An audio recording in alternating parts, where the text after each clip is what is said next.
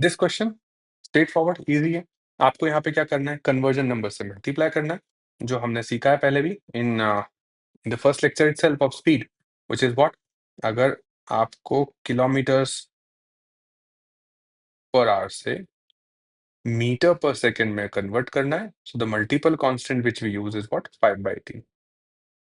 Okay, and why and how it is 5/18, we have discussed this in the concept builder.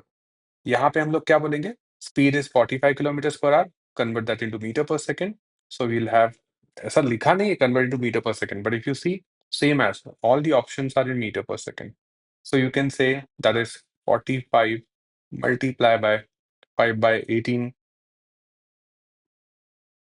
Okay, now you can divide this by 3 से divide करते हैं, so ये हो जाएगा 15, 1/15, और ये हो जाएगा 6, तो आपके पास होगा 15 पाइजा।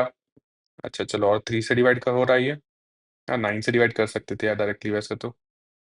ये हो जाएगा 5, अब ये हो जाएगा 25/2, 25/2 is nothing but 12.5 meters per second. Do we have this in the option? Of course. Option number D. Mark with the confidence and move to the next question.